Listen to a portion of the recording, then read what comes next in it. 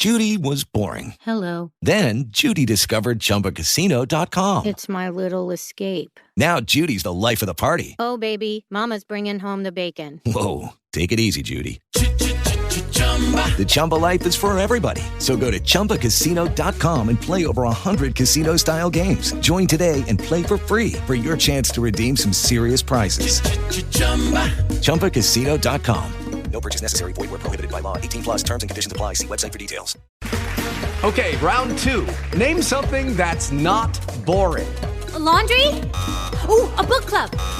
Computer solitaire, huh? Ah, sorry. We were looking for Chumba Casino. That's right. ChumbaCasino.com has over 100 casino-style games. Join today and play for free for your chance to redeem some serious prizes. ChumbaCasino.com. No purchase necessary. Void where prohibited by law. 18 plus terms and conditions apply. See website for details. Welcome to Handle with Care, Breast Cancer and Beyond. A safe place where both women and men can come and listen to real people talk about their breast cancer experience and the effects that follow well into survivorship. Hosted by Carrie Madrid, a stage 3 breast cancer survivor and founder of the CARE Project. It's time to Handle with Care. What's going on, everyone? My name is Chris Donovan. Welcome to Handle with Care, Breast Cancer and Beyond. Today, we're going to be talking to Dr. Ashley Beckman, who is a doctor of acupuncture and Chinese medicine. We're going to touch on nutrition, epigenetics, and how sugar's the devil, or at least the worst thing for your body. And while you're listening to the show, go to drashley.com, or you can follow her on the gram, Dr. Ashley Beckman. All right, sit back, relax, enjoy the show. Hey everybody, thanks for joining us. Today my special guest is super special. Her name is Dr. Ashley Beckman. Thank you for joining us. Yay. We're so excited. And I have a co-host today. My producer and old buddy, old pal, Chris Donovan joins us also. Hey, Carrie. Hey, Ashley. Hey. Nice to meet you. Nice to meet you. So Ashley is a doctor of acupuncture and Chinese medicine. She got her doctorate in healthy aging and longevity and wrote her thesis on epigenetics, which I can't wait to hear about. What I read on your website is that is the study of how our genes are affected by our diet and lifestyle. Yep. Okay, first of all, just briefly, why did you choose that? Like, how did that come into your life that you're like, I need to research that? Sure. So, I feel like epigenetics is sort of the future of medicine and how food affects our genetic expression. So I've always really been interested in food and toxins. I'm one of those people that is really sensitive to perfume or, certain foods, things like that, chemicals. And so I have been doing all these crazy detoxes since high school. And then, we just also still tend to be sort of the sickest ones, even though we're the healthiest ones. So it doesn't make sense. There's something not working, right? Yeah. And I basically was just trying to dive a little deeper, and I did these labs that would look at your body burden, and mine was so high, they were asking what I was doing, not in a good way. What does that mean? Body burden? So this was a non-metals environmental toxin test. So pesticides, okay. Like some things that are in skincare, things like that, glyphosate. And basically you can test these things through an easy urine test. And I wasn't even going to do the test because I've been organic for 20 years. I'm crazy about clean skincare. I have some, hormonal type things that result in tumors. So I've been really crazy about clean beauty, nothing in plastic, glass, everything for 20 years. So in theory, you should have like the cleanest screen ever, right? Yeah. And it was they said one of the highest they'd seen. And so when I started diving into this, it's basically because I don't detox things well based on my genes.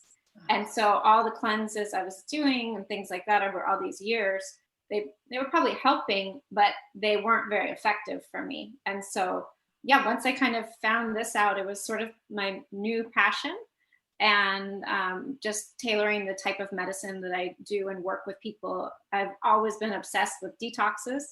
And I think, your body knows these things, and some of the things you're really passionate about, they're often ailments I think that we have, or something maybe that crops up in the future, right? Like me and my breast cancer, and now I have a foundation. Yeah. And so well, it's personal, right? It's personal. Exactly. And again, it's one of those things where, if you're one of the healthiest people eating clean, you should feel amazing. So when you don't, you just look a little deeper. And I read that on your website, in your little about page, where it talked about how your own personal journey, how you felt lethargic and you just didn't feel good overall. Your energy level was down, and yet you were doing all the things that in theory you're supposed to do. So that's really interesting. So imagine how someone like me feels. Right. Who likes tortilla chips and wine, But that's the thing. So there's great swaps for everything, right? So like now I always tell people about dry farm wine, or wine that doesn't have sugar, or without pesticides. So, there's all these things of how we can make these swaps out for people, so that when you are doing something, it's at least either the best possible way, or it's even, not detrimental for your health, and actually something that's fine or good or accentuates it. Right. And that's one of the reasons that I wanted to have you on, because at the Care Project, one of the things that we do with our Survivor Social Club, which is just survivors from all walks of life that come through for whatever support they need, is try to introduce them, like when you had your skincare line, to say, hey, look, I know this person, this is legit, and you sent us a ton of samples, and, just to introduce everybody to things that they may not otherwise think about or know. Like, as you know, most people don't know these things unless something happens to you or a loved one, and then you start questioning and diving deeper and like really learning, because people think, or I would see people still microwaving something in plastic, and I'm like, wait, it's gonna mess with your hormones.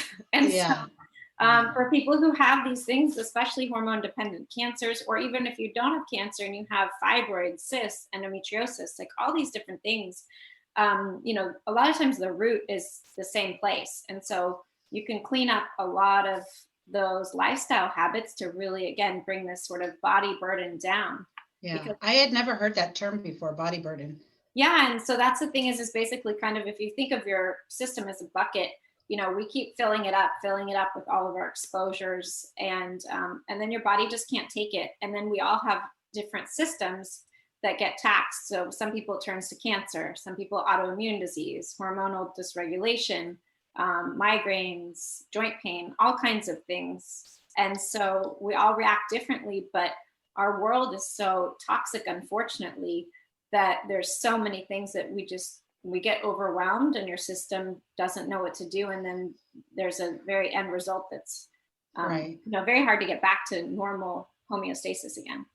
Right. I know, just speaking environmental, one of the things is I lived in Rialto, California from the time I was 7.5 till I was about 14.5. And I didn't know it at the time, but so I moved away, came back, and then reconnected when Facebook came out, right? And all these people I grew up with in Rialto, they had heard that I'd been diagnosed in 2012 with breast cancer. Mm-hmm. And it turns out they were like, hey, did you know so-and-so was diagnosed? Oh, yeah. And so-and-so, Mr. Jones down the street, and his whole family had brain cancer. And this one had multiple miscarriages or, infertility and thyroid. And I'm like, what the heck?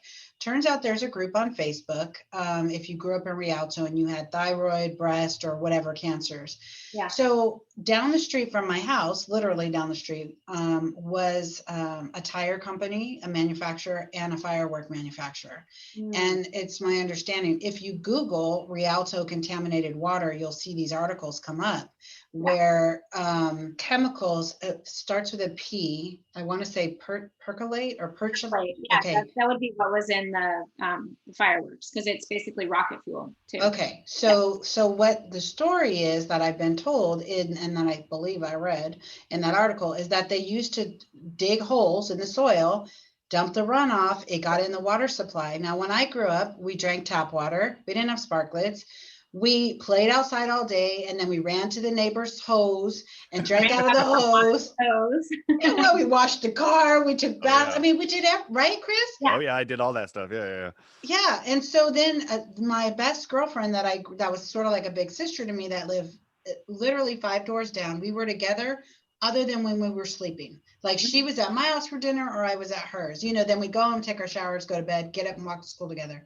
She was diagnosed with the same breast cancer exactly 6 months after me. Yeah. So I'm pretty confident that mine was environmental. I did have genetic testing after I was diagnosed and it came back. They either come back sporadic or hereditary. Mine was sporadic. Yeah. But with that said, I've also had 2 aunts that were diagnosed who also tested as sporadic. So what are your thoughts on that? You think there is other genes that they haven't discovered yet? It's a little bit different. Even though I study genetics, love genetics, genetics is what, you come in with as your blueprint. Our environment affects generally 90% of the expression of those genes. So that can be emotional issues, but often what we're looking at, with cancer too, there's obviously too, there can be emotional components too, but the huge overarching issues really are environmental toxins. And again, these specifically, a lot of the ones like what you were mentioning, those are ones that are on this lab that I run to see. And we find that there are really big correlations between certain chemicals and types of cancer. And again, usually what it is these chemicals are so strong and our body really just can't take the constant infiltration of it in, like what you're saying, like with the water supply, or it's like your shower, your drinking water, like you're getting bits all day, and then you're putting on makeup or you're doing whatever, and that adds to it, right? And so a lot of the things that are genetic, basically like cancer wise or disease wise, it's actually a small amount. And even though people are really afraid and concerned of that, I'm more concerned with the ones that are environmental, because that's what we're exposed to all the time. And like I said, that's generally more 90% of all the types of cancers that are occurring. So you can run this lab work, see what's kind of in our system. And then is there a detox? Is there a way to get rid of it? Yeah. So basically I usually put people on, they're long, when someone says they do a 7-day or 30-day cleanse, you're not getting to these chemicals that have been in your body for 20 or 30 years. So that's the problem, is there are certain people that clear chemicals a bit better. Most of us don't clear them that well because we're just exposed to too many things all day long, or even just for years. So what I do is that's why I love the labs, is you can actually see what's there, put someone on a treatment protocol. Honestly, usually it's 6 months or even a year, depending on what levels you're seeing. And then it's not like a crazy detox. It's you take these targeted supplements. Everybody was just like, oh my gosh, she wants me to do nothing but juice for a year. No. And I'm not into that at all. I tried to juice for 3 days. I couldn't even go farther than that. So. Yeah. But when people juice for 3 days for a cleanse, you kick up a whole bunch of candida and yeast, and you're feeding, depending on what kind of juice you're doing, you're often, I don't want to say it exactly, but sometimes you can make it worse. So it's more like clean eating, like take out refined products. Ideally, sugar is my biggest culprit. And especially, I'm sure you guys know, it just loves cancer cells. So really try to get sugar out of people's diet. If that's the one thing I could remove from everybody's diet, it's sugar. It feeds yeast, it feeds candida, it feeds mold toxins, and it feeds bacteria. So basically it's just this like throwing gasoline on a fire that's already there. Wow. So here's the thing. This is where I have a squirrel moment, because I'll forget if I don't say it now. Yeah. I think like when I hear sugar, right, I always think like, well, I'm not a sweets person. I don't eat a lot of sugar. I don't just have candy sitting in my house or even here in the office. But then I read your articles. I'm like, that damn Ashley. No, but I'm like, well, I eat a ton of salads, right? But I don't take the time to make my own dressing. Oh, yeah. Mm-hmm.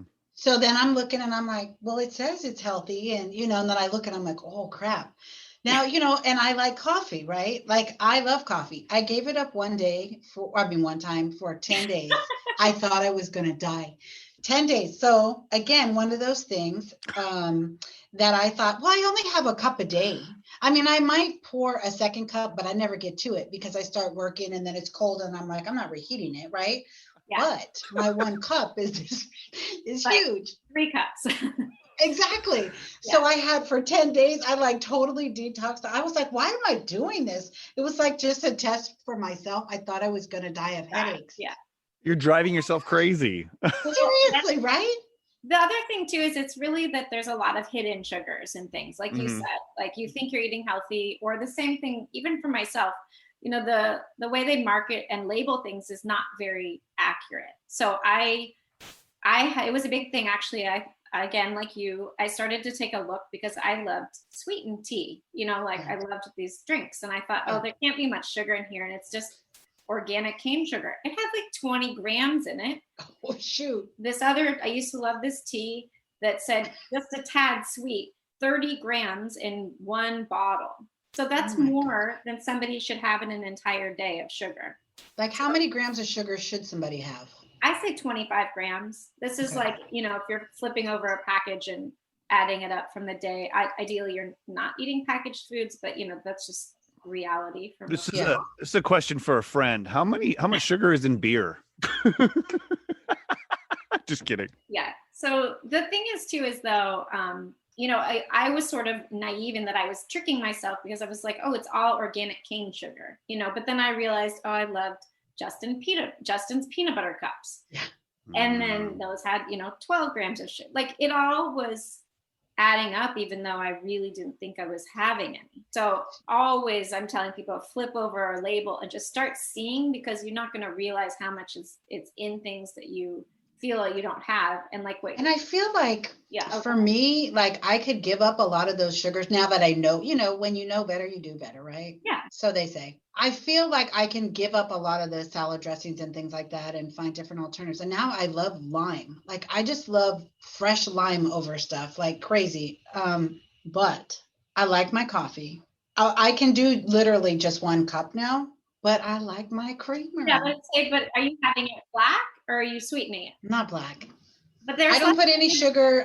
Look, here I go. I don't put any sugar in it, but I put creamer in it, like a vanilla creamer. Okay, here's a test. Give me your Starbucks order and then we'll tell you how much sugar's in it. I don't do Starbucks. Oh, okay, then you don't have a lot. That's great. I know people that have like 13 words in their order and I have no idea what it means. Yeah, I'm like, that's too expensive for me. So I drink a lot of matcha. So again, this is one of those tips, like especially for anything anti-cancer. Green tea is the most studied anti-cancer plant, I think, or supplement. Mm-hmm. So years ago, I used to drink matcha, but the only place that would have it would be Starbucks, like 10, 12 years ago or something. They had over 40 grams of sugar in their matcha because they would put in also 2 pumps of sweetener. Plus it's in their powder.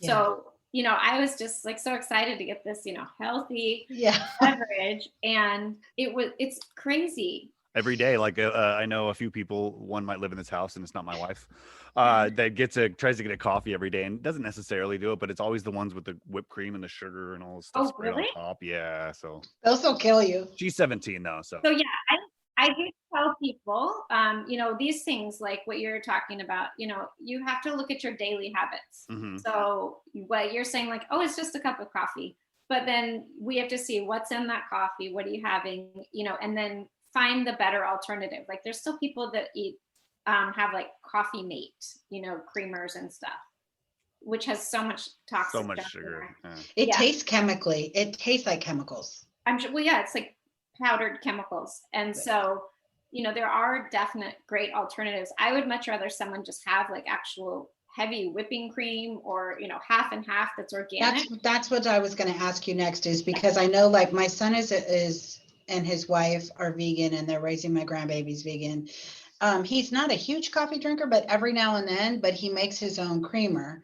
But of course he uses like oat milk versus like a heavy whipping cream. Yeah. But how do you feel about minimal dairy? Personally, I don't have a lot of dairy. I love cheese, but I don't eat it anymore because it makes me feel gross. Yeah. So most people can't handle dairy. I would say to anybody that has any sort of hormonal issues, hormone dependent issues, if you're going to have dairy, it needs to be organic and grass fed. Mm-hmm. I don't think that they know for sure that, you know, like a lot of times dairy can cause tumors and cysts and things to grow. I don't think we know if it's exactly the nature of dairy or if it's the chemicals or the hormones that are fed, to the animals that it comes from. Anyone that has cysts, tumors, things like that, dairy is something that I remove from their diet. They're just known to make that worse. Like even if it's fibrocystic breasts, like they just make cysts grow. That's good to know. I love milk. I don't know. What? You know what? I used to love milk. When I was pregnant with my babies, oh my gosh. I remember with Melissa, who's now 24, it was like I couldn't get enough milk. It was ridiculous. Like low fat or skim milk. I drank milk over ice like it was ice. Beer. I drank it so you. fast. Like beer to me. No, but really, I drank a lot of it. And then I'm like, oh my gosh, did that cause my cancer to be hormone fed? Like, yeah. And I think part of my exposure with all the chemicals coupled with, I grew up in an era where the microwave came out, where all of a sudden, all these chicken nuggets that you throw on a baking tray came out and these quick things. And my mom worked full time and, like I had 3 brothers, they had Little League. So you're constantly running and all those convenience things came out. And I can't help but think that all that didn't add to it. Well, and that's the thing is that, it's so rare that you can actually point to one thing. Mm-hmm. And that's, again, like your body can handle certain things, but it's usually the layer upon layer upon layer. And then it just is too much at that point. Yeah. But again, like that's why when I run these labs, like people have chemicals, they have mold exposure, a lot of them are carcinogenic.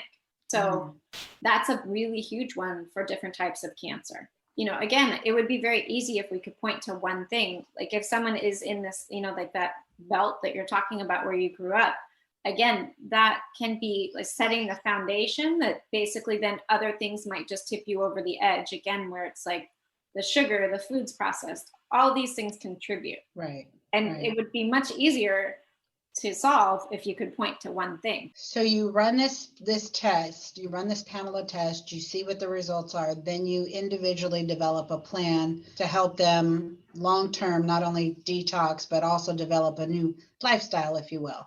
Right. And then the same, like I love genetics, so I pair genetic testing. It's from my perspective, so it's like the best supplements for you, the best food for you. But again, there's a whole section on hormones and your kind of like how you deal with environmental toxins. I've run some very advanced genetic tests, and this one was very interesting. It basically, when I spoke to the person, they were just like, you clear toxins so poorly that you were someone that would not survive chemo. I intrinsically feel that way because I feel like toxins just don't get out from me. And, they're very hard on my system. I can just tell. But again, it was like, these things, or I felt it, and I've been obsessed with detoxes and cleanses, and I made it my career. Yeah. But again, there are other alternatives, but at the same time, people do the treatment they feel they're most comfortable with, When you realized that you weren't ridding yourself of toxins quickly enough or sufficiently enough, and you made the changes, how soon after, when you started the process, how soon after did you feel the effects? I guess what it is I feel less sensitive to things, I have less, I don't really get headaches and joint pain as much. So still sometimes, but not as sensitive to things. And I'm trying to think in other ways, because it's more like I've been in the process of shrinking like a very large fibroid. So I have like a grapefruit sized fibroid that is now whatever, I don't know, the size of a grape. So, just trying to shrink something that I was contributing to its growth. Wow. What I was doing. And you did that all through diet, exercise, and just lifestyle changes? Yeah, and herbs. So there are certain herbs that are kind of like some systemic enzymes that try to break down tumors and fibroids and things like that and cysts. Wow. See, that's why I said, Chris, we're going to have like a whole series with her, because we could have one whole show just on herbs, right? Yeah, for sure. And diet and healthy swaps. Now, all those the levels, and it's like I'm picturing like digging for bones and seeing just the levels of rock kind of there of all the toxins and stuff in your body. If you have a body that doesn't process it as fast, can that make you obese? Can that make you different style, like it affects you mentally and physically, correct? For sure. So there's actually things called obesogens, and those are basically those are chemicals that are known hormone disruptors, so endocrine disruptors, and they will cause you to hold on to weight, but they also cause you to have, a lot of them are carcinogenic too. Okay. So you would hold on to weight, but the other thing is too, is in general, there's this saying that's basically is, in the body, the solution for pollution is dilution. So your body holds on to extra weight when you have more toxins too.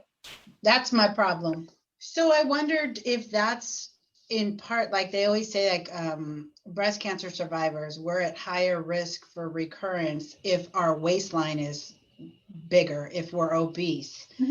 Someone like me, that's the way I'm shaped. Like even when I was 150 pounds, and I'm now like 195, but when I was 150 pounds, I still had no waist. Like I'm shaped straight up and down. You know what I mean? I'm just that typical body. But now I hold everything obviously still in my gut. And so therefore, according to science, my risks for recurrence are much higher. Plus I was stage 3 with lymph node involvement. So I take it serious. Yeah. But I will say that I have always said I kind of live my life by the 80-20 rule. And I know I need to do better. You know, like 80% of the time, I think I'm eating healthy. I think I'm trying to be consistent and cognizant. Lucky Land Casino, asking people, what's the weirdest place you've gotten lucky? Lucky? In line at the deli, I guess? Aha, in my dentist's office. More than once, actually. Do I have to say? Yes, you do. In the car before my kids' PTA meeting. Really? Yes. Excuse me, what's the weirdest place you've gotten lucky? I never win and tell. Well, there you have it. You can get lucky anywhere, playing at LuckyLandSlots.com. Play for free right now. Are you feeling lucky? No purchase necessary. Void where prohibited by law. 18+. Terms and conditions apply. See website for details. Of what I'm putting in my body and on my body, you've really opened my eyes to the whole skin being your biggest organ and all that. But the other 20% of the time, and I'm just going to keep it real because that's what I do, I feel like I've been through so much. And if I feel like having that glass of wine, I'm going to have that glass of wine and I'm not going to feel bad about it. I'm just not going to have the whole bottle. Yeah. You know what I mean? Whereas like 8 years ago, I might've sat down with a girlfriend and been like, hey, let's have that bottle. And you might've even gotten to a bottle and a half. Now I'm really aware of that. So I'm thinking that 80% of the time where I think I'm being healthy, if I could really deep dive into that and see like, yeah, no, you're really not, then my 80-20 might be more effective. Does that make sense? Yeah. And I was going to say, maybe you could do a 90-10. Yeah. But what it is the thing is there's two things there. That's what I love is like, at least, you know, when you're home, if you have the right things at home, like you have the wine that doesn't have the pesticides and the chemicals, like then it's not the same thing as you being out and having a glass of wine that, you know, is more traditional. And, you know, our wine in the States has all these pesticides and chemicals that they don't even allow in Europe because they're toxic and they're cancerous. So that's the thing that's frustrating in the States is we allow all these things that are known carcinogens and people are consuming them all day long, putting it on their body all day long, like all these different things. And so that's like, for me, educating people about those swaps, about the things they can control, like the food they put in, you know, in their shopping cart or the wine you have at home. You know, it's a little different when you're out. Right. People aren't out so much anymore. And then the other thing is, you know, the emotional side of that, which you touched on is, you know, if you do have it, enjoy whatever you're having and enjoy it and don't feel guilty about it. The guilt about it, in my opinion, can transmute even something that was healthy. If you have something that's all healthy and organic and you're still thinking like, man, I can't eat this, I'm going to gain weight or, you know, whatever it might be, this is so bad for me, that doesn't help anything either. So, you know, it is important to have treats and enjoy them. Again, I think just there's some tweaking that can be done and the education behind it of some options for people. Yeah. And, you know, I've had people say, even my middle daughter has said to me in the past years, and she since has crazy cleaned up her diet, but she said, Mom, I'm addicted to sugar. And she really was. She was addicted to sugar. And I read an article about, going back to the cheese thing, I read an article that cheese can be addicting. Yeah. And I got to thinking about it. When I don't have it in my house and I don't touch it, no problem. feel fine. I don't need it. The minute I have one little bite of cheese, it's over. I'm wrecked. It has these, there are chemicals in it called casomorphines, and it's like morphine. So people are addicted to cheese. Are you kidding me? No. Wow, my wife's addicted to morphine.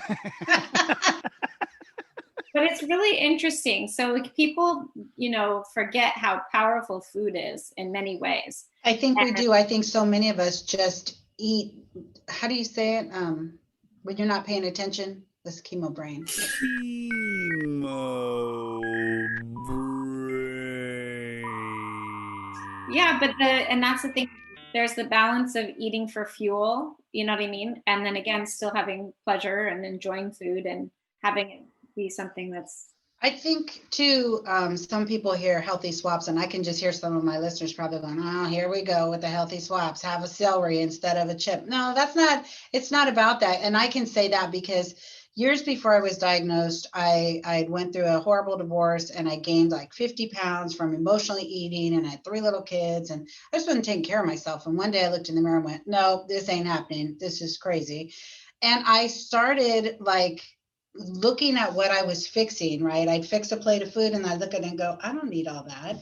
And just like cut the portion in half, right? And then I started looking at it like, I don't need that, but I'll try this. And I would try this healthy swap that I had heard of or seen somewhere. And it wasn't necessarily my favorite, but it was tolerable. So then it became a mindset switch of I'm not eating for pleasure right now. I'm eating to fuel my body.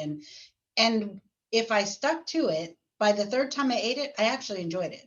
And I found like, I don't know if it's just my mind or my taste buds switched, but I find that certain things that I absolutely couldn't take before, I love now, like Brussels sprouts. Who am I? I love them. Well, don't your taste buds change every 5 or 10 years or something like that, or 8 years or? They change too, but also like just taking sugar out of your diet for 3 or 4 days or whatnot, things will taste more sweet. But yes. It's like you're not as addicted to it. So it tastes better almost. It's like it's like more rare kind of thing. Yeah. Yeah. And I think like when I stopped using the crappy coffee creamer years ago, and then the first time I went somewhere and that's all they had, and I thought, well, I'll just put a dab. I was like, oh, I can't. Like it was horrible. Yeah. Once you clean up your diet and your body, recognizes the things that are more in their natural state, then that's what you gravitate toward too. I want to touch on this epigenetics.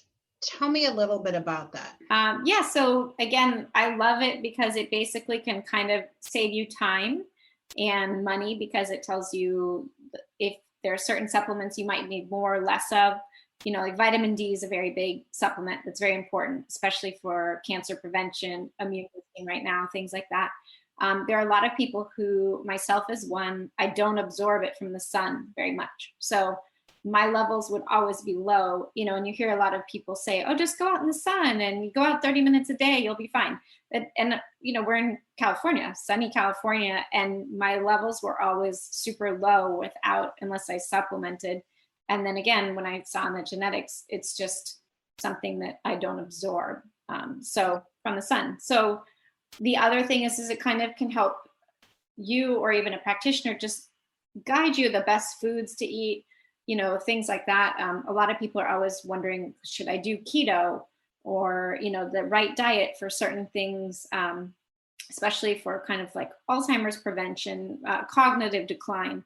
There's certain things that people can eat that can really help or that make it worse. And so this just kind of like puts it all together for you, which I really like. And then again, I really, really find the detox part really crucial. And then again, if you're more sensitive to certain chemicals, I think it's good to know, because then you would implement that as more part of your lifestyle. Right. And it's different genetic testing than like what you did in regards to cancer diagnosis, things like that. Yeah. Yeah. So do you subscribe to the premise that everybody should be vegan or everyone should be vegetarian? So you think it's different for everybody? Yeah. So I have probably tried every single diet known to man. I have not tried carnivore yet, but I've tried all the others. I tried to be a very healthy vegan. For me, it did not work well. I was, super anemic. And for a lot of women, I have to, I think some people need different things based on each individual system. So again, there's certain things like I don't think sugar is good for anybody. but everything really does need to be individualized. And, that's the thing. People will read something like in an article or honestly just like a magazine, unfortunately, and then change their whole life. And, they're reading based on something that has nothing to do with them. It can even change at different points of your life. So a lot of times too, there's a lot of people, I think probably that maybe do keto for cancer, anti-cancer type things. I still individualize that if people want it, because, me doing keto and then a male doing keto should be different keto. Yeah, that makes sense. How do you feel about supplements? Are there good supplements versus bad? Definitely. If someone is picking up their supplements at Costco or Walgreens, CVS, I would not even waste any money on that. And it's usually doing, in my opinion, more harm than good. People don't realize that a lot of times a capsule can be 90% filler and 10% active ingredient when you're buying from like the cheaper brand or a GNC, whatever, or really? Yeah. What was that look for? Because I want to cuss right now. Like, who regulates that? I mean, that's the thing is that it's not highly regulated. Certain things are and certain ones aren't. But I'm a vitamin snob for sure. Most I would never take. I have basically just a handful of companies that I use. I saw you have a list on your website too. Yeah. Sometimes these things change, but again, you usually pay for what you get. And unfortunately, people, they see 2 supplements on a shelf, they'll pick the cheaper one, and especially when people are buying things like probiotics, which, it's a really huge market. And most of the times what you're getting is already kind of dead at that point. It's been sitting on a shelf. So again, people just think like, oh, but more is better, when they say a higher number and things like that. But there's actually a lot of variety. And so I always tell people, people are always texting me like some new thing they see on Instagram. I'm like, no. Yeah. Well, and it's funny you talked about the vitamin D, because there was a time, probably a couple years into remission, where I just felt like exhausted. Like I was back in radiation, which just zaps all the energy out of you, right? And I was like, oh my God, what is wrong with me? Like I was eating really healthy. I was trying to exercise, but I could just lay down and take a nap in a moment's notice. And I'm not a napper. One day I got out of the shower and I was standing in the mirror, like putting moisturizer on or something. And I looked and I was like, oh my gosh, I'm like gray. And I thought, of course I go all the way left. Oh my God, my cancer's back, right? But I called my doctor because she's one of my best friends. So I text her, I'm like, Ange, there's something wrong. Like I look like, not jaundice, but I look like I'm dying. Like I'm gray. She goes, go to the lab. I'm going to order some tests. Yeah. My vitamin D level was so low. I had to take some mega dose for like 12 weeks, right?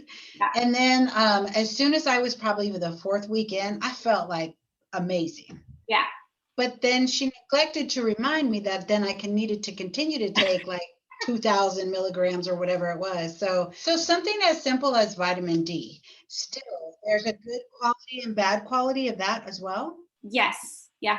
Just so we don't pass it by, her website is drashley.com, and you can check out all the stuff up there for that. She's got amazing recipes on there too. I was going to say, can you name off 1 or 2 brands that you would prefer for vitamins? Yeah, I use Designs for Health a lot. That's one that I use, and I have a store. I usually give all my clients and patients a discount. So cool. I think even through my Instagram, there's a way to see that. Mm-hmm. And then I use a company called Cellcore, and that's who I use a lot for my detox and things like that.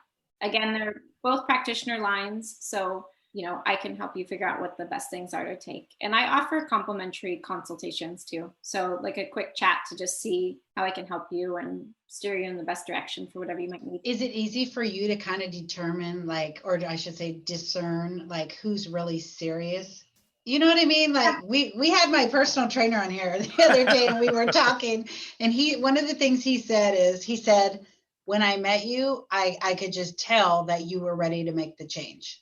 You know? Yeah, I would say that can happen. I think with things, people, it's again, probably like that. Like maybe when you're there with a trainer, you're motivated and you can do it.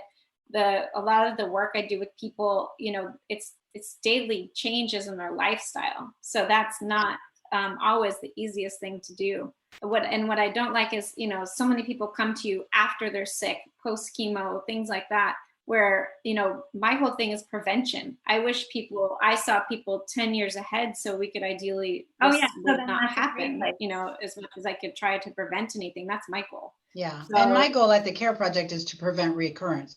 So to introduce the survivors to any products or whatever it may be, lifestyle changes and healthy swaps and things like the acupuncture that you do, because I know you offered that to me when I was in treatment. I couldn't even see straight. So thank you for all the offers.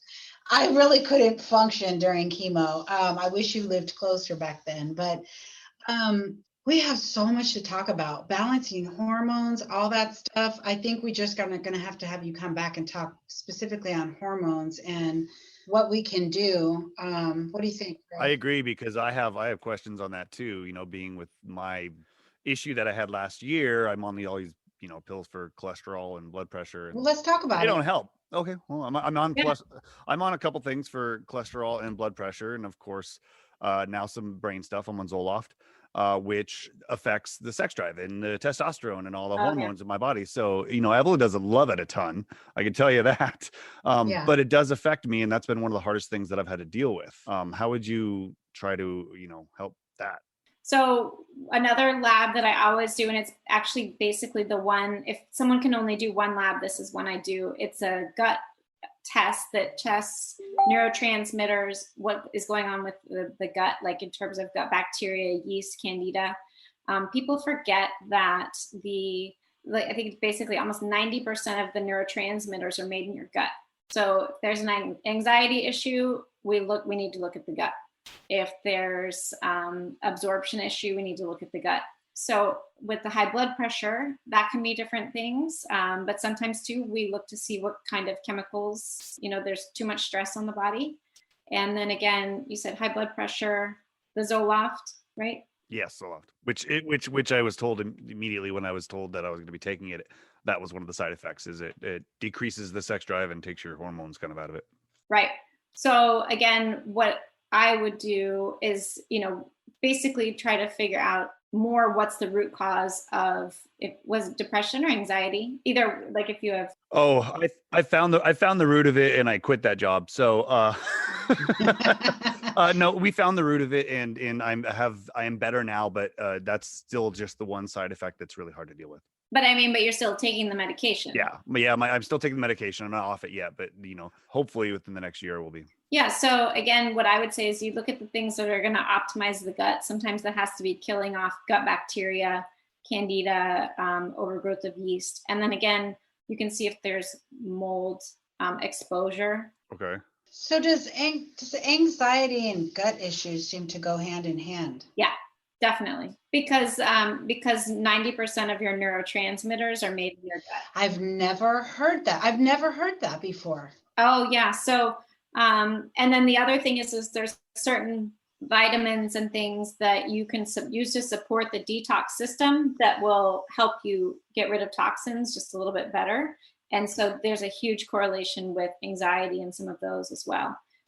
Even there's often really certain gut bacteria can block the production of dopamine and serotonin. And then the other thing is certain vitamin deficiencies, like B6 is one. Often I find a correlation with low B6 levels and then issues with serotonin, dopamine, or norepinephrine and epinephrine. So just different neurotransmitters. Sometimes you just need some of these vitamin deficiencies to be regulated. And then often though, just taking those vitamins doesn't always do it if you're not absorbing them well, because if there's too much overgrowth of bacteria or candida, which I find in most clients on the tests, then, you just taking those things isn't going to fix the problem. You need to go in and kill those things off, rebalance the gut, and then see what your level playing field is of actually who you are, then not, what's happening because of the gut bacteria or the whole community in your system.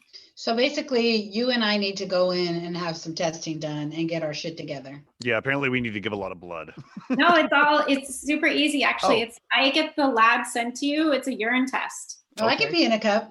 This is not your audience, but if you have parents that have kids, so many kids have anxiety right now. And when we look at the gut bacteria and the candida overgrowth and the vitamin deficiencies, there's a lot of really easy things you can do. And it's so nice because you can just, like I said, any kid can pee in a cup, but try to get them to go get blood work and different story, Yeah. So, no, I think, the thing is that a lot of our audience is in the breast cancer world, but a lot of us are parents and we have teens and young adults. And I can't tell you how many of us are dealing with kids that have anxiety, depression, suicidal thoughts, self-harming. It's so common. It's frightening. Yeah, and OCD and certain things, like a lot of these are actually linked to, again, mold exposure or this overgrowth of these very pathogenic bacteria that have a direct effect on the neurotransmitters, which affects their mental health.